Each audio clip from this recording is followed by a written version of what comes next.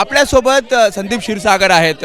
संदीपजी, ज्या प्रकारे चार्जशीट समोर आलं, ज्यामध्ये वाल्मिक कराड हेच मुख्य सूत्रधार आहेत असं समोर आलं, आता अर्थसंकल्पीय अधिवेशन चालू होते। पुन्हा एकदा धनंजय मुंडेंच्या राजीनाम्याची जी विरोधकांकडून मागणी होती ती लावून धरली जाणार का?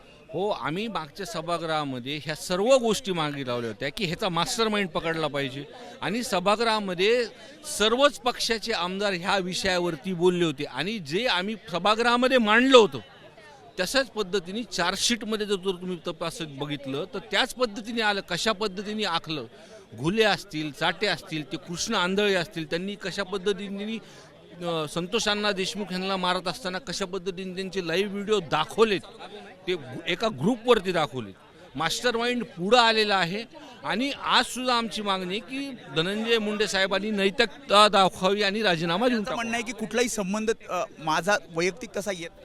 हे बघा, मी अजून एक गोष्ट सांगतोय की त्या वेळेसचे SP, DYSP आणि पोलीस स्टेशन प्रशासनमधले जेवढे काही लोक आहेत त्यांचे CDR जर समोर आणले तर सगळ्याच गोष्टी येतील।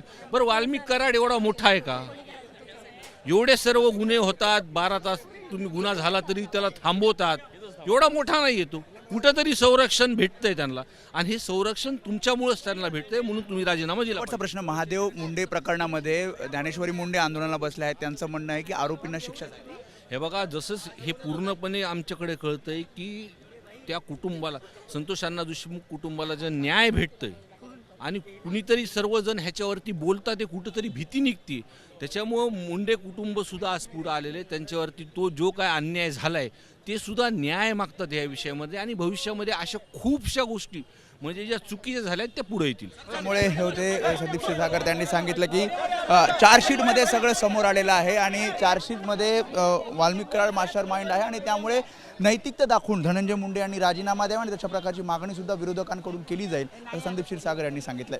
कॅमेरामन अरविंद वारगेसह वेदांत ने, ABP माझा, मुंबई। ABP माझा, उघडा डोळे बघा नीट।